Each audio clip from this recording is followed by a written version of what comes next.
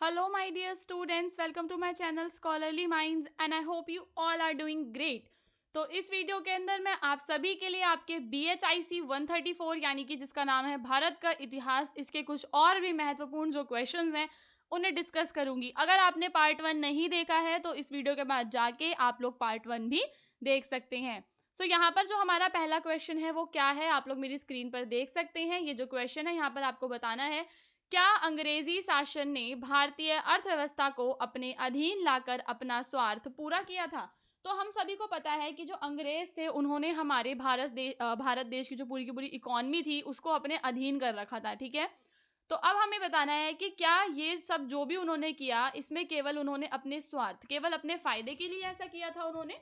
तो हम यहाँ पे बताएंगे कि जो अंग्रेज हैं उन्होंने भारतीय अर्थव्यवस्था को पूरी तरह से अपने साम्राज्यवादी हितों के अनुसार ढाला, यानी कि जैसे भी उनका फायदा हो सकता था उसी प्रकार से उन्होंने जो है हमारी भारत की जो अर्थव्यवस्था है उसको क्या करा था, ढाल लिया था। ब्रिटिश साम्राज्य ने भारत को केवल कच्चे माल का स्रोत बना दिया जबकि तैयार माल का उत्पादन ब्रिटेन में हुआ। तो क्या किया, यहाँ से भारत के अंदर इन्होंने क्या बना दिया, भारत को कच्चे माल का स्रोत, कच्चा माल जो भी होता था जैसे कि कॉटन हो गई आपकी, है ना, जूट हो गया, ये सारी चीजें जो है ये हमारे देश से ले जाते थे कच्चा माल और ब्रिटेन के अंदर जो है तैयार करते थे। इससे क्या रहता था कि जो हमारे भारत के जो उद्योग थे उन्हें भारी नुकसान का सामना करना पड़ा। ब्रिटिश नीतियों ने भारतीय किसानों को ऋणों के जाल में भी फंसा दिया था, ठीक है। हम क्या देखते हैं कि जो भी हमारे किसान थे उनके ऊपर भारी मात्रा में ये लोग कर लगाया करते थे, जिसकी वजह से जो कर है उसके जाल में हमारे देश के बेचारे किसान फंस गए थे और भूमि करों की अधिकता के कारण उन्हें लगातार संकट का भी सामना करना पड़ा। तो जो भूमि कर है वह क्या था, बहुत ज्यादा था, जिसकी वजह से संकट का सामना करना पड़ा। उदाहरण के लिए जमींदारी व्यवस्था के तहत किसानों को अपनी भूमि का मालिकाना हक नहीं था और उन्हें अत्यधिक करों का भुगतान करना पड़ता था। तो जो किसान थे उनकी जो भूमि है वे उसके मालिक नहीं थे, मालिकाना जो हक है वो उन्हें नहीं था और जिस वजह से उन्हें ज्यादा जो टैक्स है वो पे करना पड़ता था। इसके अलावा ब्रिटिश सरकार ने भारत में रियायती दरों पर कच्चे माल जैसे कि कपास, रेशम और धातु निकाल कर अपने उद्योगों को बढ़ावा दिया। ब्रिटेन में तैयार वस्त्रों को भारतीय बाजारों में भारी छूट पर बेचा गया, जिससे भारतीय हस्तशिल्प और बुनकरी उद्योग पूरी तरह से नष्ट हो गए थे, ठीक है। तो जो भी हमारे जो छोटे छोटे जो भी हमारे उद्योग थे वो सब क्या हो गए थे, हमारे नष्ट हो गए थे। अंग्रेजों के इस आर्थिक शोषण का नतीजा यह हुआ कि भारतीय अर्थव्यवस्था बहुत कमजोर हो गई और ब्रिटेन की संपत्ति और शक्ति में वृद्धि हुई। इससे भारतीय जनता की स्थिति दिन ब दिन बिगड़ती गई और यह स्थिति स्वतंत्रता संग्राम को तेज करने का कारण बनी। तो ये जो स्थिति जो बिगड़ गई थी इसी की वजह से हम क्या देखते हैं कि जो हमारा स्वतंत्रता संग्राम है वो क्या हो गया था, तेज हो गया था। तो ये सारे के सारे कारण हैं जिनको आप लोग ध्यान में रखेंगे और अपने पूरे आंसर को इन डिटेलिंग लिख कर आएंगे। दूसरा हमारा क्वेश्चन है, राष्ट्रीय भावना उभारने में बंगाल विभाजन और स्वदेशी आंदोलन की जो भूमिका है, यानी कि जो भारत के लोग थे, भारत के लोगों के अंदर कि भारत हमारा एक राष्ट्र है, ये जो राष्ट्रीय भावना है ये भावना जो है आने कहाँ से आई, कैसे आई, इसके बारे में हमें चर्चा करनी है। तो बंगाल विभाजन ब्रिटिश सरकार द्वारा किया गया एक महत्वपूर्ण कदम था जिसका उद्देश्य भारतीयों के बीच धार्मिक और जातिगत मतभेद पैदा करना था। तो जब बंगाल का विभाजन हुआ तो हम क्या देखते हैं कि हमारे देश के अंदर लोगों में धार्मिक और जो जातिगत मतभेद होते हैं वो बढ़ गए थे। ब्रिटिश शासकों का मानना था कि यदि बंगाल को विभाजित किया जाता है तो वे हिंदू और मुस्लिम समुदायों को आपस में लड़वा सकते हैं, ठीक है। क्या किया जाता है, अगर बंगाल को विभाजित किया जाता है तो उसकी वजह से जो हिंदू और मुस्लिम जो भी समुदाय हैं वो क्या हो जाएंगे, आपस में लड़ेंगे और ऐसा ही जो है वो चाहते भी थे। लेकिन इस विभाजन ने भारतीयों के मन में अंग्रेजों के खिलाफ नई चेतना पैदा की। राष्ट्रीयता की भावना और एकता के प्रतीक के रूप में बंगाल विभाजन के विरोध में भारत भर में क्या हो गए, आंदोलन। तो जैसा उन्होंने सोचा था उसका उल्टा हुआ। वो चाहते थे कि ये देश की एकता के लिए खतरा बनेगा, लेकिन ऐसा नहीं हुआ, बल्कि जो है इसके कारण लोगों में जो राष्ट्रीयता होती है इसकी भावना जागृत हो गई, राष्ट्रीयता की भावना जागृत हुई। तो इस समय पर स्वदेशी आंदोलन ने जोर पकड़ा, जिसमें भारतीयों ने ब्रिटिश साम्राज्य के खिलाफ आक्रोश दिखाया और ब्रिटिश वस्त्रों का बहिष्कार किया। ठीक है, तो हम क्या देखते हैं, क्या शुरू हुआ यहाँ पर, स्वदेशी जो आंदोलन है उसकी भी शुरुआत हुई। स्वदेशी आंदोलन के दौरान भारतीयों ने अपने देश में बने उत्पादों का समर्थन किया और ब्रिटिश माल का बहिष्कार, तो जो भी ब्रिटिश माल था उसका बहिष्कार करने लग गए और कहने लग गए कि हमें जो है स्वदेशी अपनाना है। इसने भारतीयों को अपने उत्पादों और संस्कृति पर गर्व करने का एहसास कराया कि जो भारतीय हैं उन्हें क्या करना है, अपनी संस्कृति पर गर्व करना चाहिए। बंगाल विभाजन और स्वदेशी आंदोलन ने भारतीयों को यह समझाया कि एकजुट होने पर वे ब्रिटिश साम्राज्य को चुनौती दे सकते हैं, और इस प्रकार राष्ट्रीय एकता और स्वतंत्रता संग्राम को भी हम क्या देखते हैं, मजबूती मिली। ठीक है, हमारे जो स्वतंत्रता संग्राम है उसे भी इसकी वजह से मजबूती मिली थी। फिर अगला है कि स्वराज के लिए गांधीवादी संघर्ष के वैचारिक तत्वों और राजनीतिक तरीकों की आपको चर्चा करनी है। तो महात्मा गांधी का स्वराज का विचार केवल राजनीतिक स्वतंत्रता से अधिक था, यह भारतीयों के आत्मनिर्भर और आत्मसम्मान की भावना से जुड़ा है। ठीक है, किस यहाँ पे जो जब भी हम गांधीवादी वाला पढ़ते हैं तो वहां पर हमें आत्मनिर्भरता पर ज्यादा जोर देना रहता है, क्योंकि महात्मा गांधी का जो सेंट्रल आइडिया हम उनकी आइडियोलॉजी में देखते हैं वो आत्मनिर्भरता है, और क्या है आपका, अहिंसा है उनका, और है आपका क्या, सत्याग्रह। तो ये तीन चीजें जो है इंपॉर्टेंट हैं। इसके बजाय उन्होंने अहिंसा, सत्याग्रह के सिद्धांतों का पालन किया। गांधी जी के विचारों का उद्देश्य क्या था कि जो भारतीय लोग हैं स्वयं को शारीरिक और मानसिक रूप से क्या करें, स्वतंत्र करें।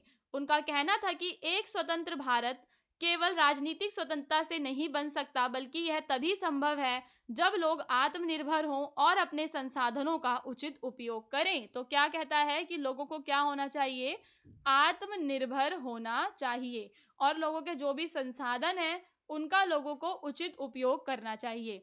तो गांधी ने राजनीतिक संघर्ष के लिए शांतिपूर्ण विरोध के तरीकों को अपनाया। उदाहरण के लिए नमक सत्याग्रह और नमक कानून का उल्लंघन जैसे आंदोलनों में उन्होंने ब्रिटिश कानूनों का विरोध किया, लेकिन कभी भी हिंसा का सहारा उन्होंने नहीं लिया। तो यहाँ पे हमें ध्यान रखना है कि जो महात्मा गांधी हैं उन्होंने हिंसा का जो सहारा है वह कभी भी नहीं लिया। गांधी जी का यह विश्वास था कि अगर भारतीय लोग पूरी तरह से ब्रिटिश शासन का बहिष्कार करते हैं और अपने देश में बने उत्पादों का उपयोग करते हैं तो ब्रिटिश साम्राज्य को आर्थिक रूप से नुकसान होगा और वे भारत से बाहर चले जाएंगे। तो महात्मा गांधी चाहते थे कि जो ब्रिटिशर्स हैं उन्हें आर्थिक रूप से नुकसान हो, जिससे कि फिर वो जो है भारत से बाहर जाएंगे। तो गांधी जी का अहिंसक संघर्ष भारतीयों को अपने अधिकारों और स्वतंत्रता के प्रति जागरूक करने में सफल रहा, और उन्होंने भारत को ब्रिटिश साम्राज्य से मुक्त करने के लिए नए तरीकों का नेतृत्व प्रदान किया। अब हम यहाँ पर भारत सरकार अधिनियम जो 1935 है उसके बारे में डिस्कशन करेंगे। तो जो भारत सरकार अधिनियम 1935 है वो ब्रिटिश शासन का एक महत्वपूर्ण संवैधानिक दस्तावेज था जो भारत में शासन के तरीके को निर्धारित करता था। यह अधिनियम ब्रिटिश संसद द्वारा पारित किया गया और इसमें भारतीयों को कुछ सीमित स्वायत्तता दी गई। यानी कि यहाँ पर हम क्या देखते हैं, जो इम्पोर्टेंट है वह क्या है, सीमित स्वायत्तता। क्योंकि जो भारतीय थे देखो वो स्वायत्तता की मांग कर रहे थे, तो यहाँ पे कुछ चीजें हैं जो इन्हें हमने ब्रिटिशर्स ने जो है हमें दी, लेकिन ओवरऑल जो नियंत्रण है उसे उन्होंने बनाकर रखा। अब हम यहाँ पर इस अधिनियम के जो प्रमुख तत्व हैं वो देखेंगे। तो सबसे पहले यहाँ पर इस अधिनियम के तहत जो है संघीय जो व्यवस्था होती है वो लागू की गई। संघीय का मतलब होता है कि जो केंद्र है और जो राज्य है उनके बीच में जो शक्तियां हैं, ठीक है, केंद्र और राज्य के बीच में शक्तियों का बंटवारा किया गया। ठीक है, शक्तियों का बंटवारा किया गया कि भाई केंद्र की कुछ स्पेसिफिक शक्तियां हैं, राज्य की कुछ स्पेसिफिक है, ताकि केंद्र और राज्य के बीच किसी भी प्रकार का जो तनाव होता है उस तनाव को हम लोग कम कर सकें। फिर आता है प्रांतों में स्वायत्ता। तो जो भी हमारे प्रांत थे, है ना, उनमें स्वायत्ता दी गई। ठीक है, स्वायत्ता का मतलब है कि जो प्रांत हैं अब वो अपने खुद के मालिक हैं। ठीक है, प्रांत अपने खुद के मालिक हैं और अपने हिसाब से वो क्या कर सकते हैं, विधानसभा का गठन कर सकते हैं और कुछ नीतिगत मामलों में निर्णय लेने की उनको स्वतंत्रता है। देन हमारा है राज्य परिषद। तो राज्य परिषद का क्या मतलब होता है कि इसमें केंद्रीय और जो प्रांतीय होते हैं, ठीक है, केंद्रीय और प्रांतीय दोनों में विधायिकाओं में भारतीय प्रतिनिधियों की संख्या बढ़ाई गई। तो केंद्र में और प्रांत में, क्योंकि देखो हम क्या देखते थे कि जो भारतीय थे ना वो प्रतिनिधित्व की मांग करते थे। तो प्रतिनिधित्व की जब वो मांग करते थे तो ये अंग्रेज हमें प्रतिनिधित्व देते नहीं थे। तो यहाँ पर थोड़ा सा हमें क्या दिया गया, प्रतिनिधित्व भी मिला। और लेकिन हाँ, एक सेकेंड, केंद्र और जो प्रांतीय विधायिकाएं होती हैं हमें प्रतिनिधित्व तो मिला, लेकिन जो अंतिम शक्ति थी वो किसके पास थी, ब्रिटिश गवर्नर जनरल और उनके मंत्रिमंडल के पास थी। मुलायम और कठोर प्रावधान क्या है, तो इस अधिनियम ने भारतीय नेताओं को कुछ अधिकार दिए, लेकिन ब्रिटिश साम्राज्य के खिलाफ विरोध और संघर्ष करने के लिए अधिकारों की वास्तविक सुरक्षा नहीं थी। हालांकि यह अधिनियम भारतीयों को कुछ स्वायत्ता प्रदान करता था, लेकिन पूरी तरह से ब्रिटिश शासन के नियंत्रण में था।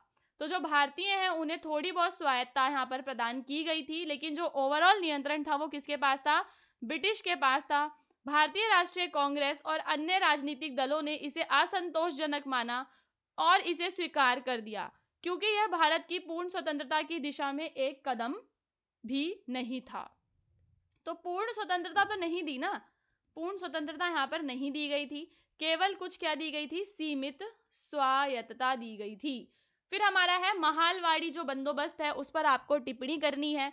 तो महालवाड़ी बंदोबस्त एक प्रमुख भूमि व्यवस्था थी जिसे लॉर्ड कॉर्नवालिस द्वारा 1793 में लागू किया गया। यह व्यवस्था मुख्य रूप से बंगाल, बिहार और उड़ीसा में लागू हुई। इसके तहत जमींदारों को भूमि पर स्वामित्व का अधिकार दिया गया था।